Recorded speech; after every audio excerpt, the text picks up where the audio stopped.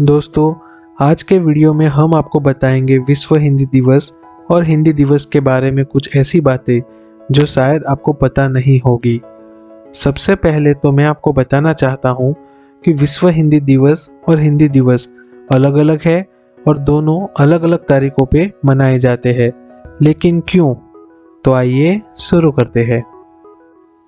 सबसे पहले तो मैं आपको बताना चाहूँगा कि विश्व हिंदी दिवस हर साल 10 जनवरी को मनाया जाता है।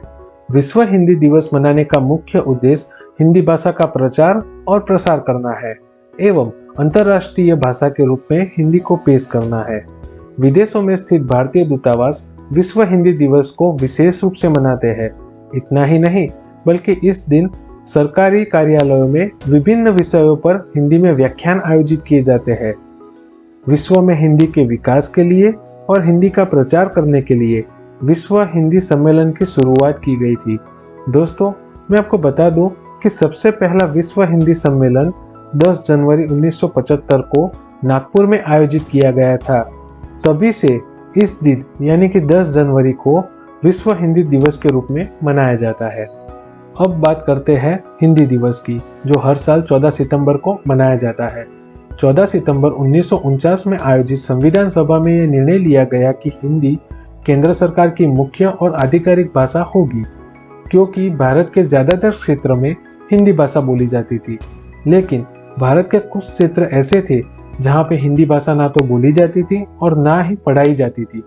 इसीलिए हिंदी भाषा को प्रत्येक क्षेत्र में प्रस्थापित करने के लिए वर्ष 1953 से पूरे भारत में 14 सितंबर को हिंदी दिवस मनाया जाता है।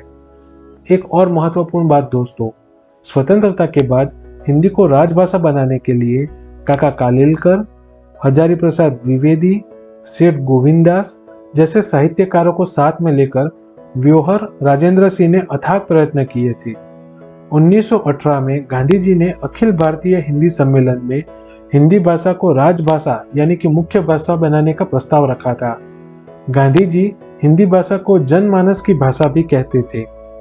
आप देख सकते हैं दोस्तों कि विश्व हिंदी दिवस और हिंदी दिवस दोनों अलग अलग हैं और अलग अलग तारीखों पे मनाए जाते हैं, तो कृपया इसे याद कर लीजिए। अगर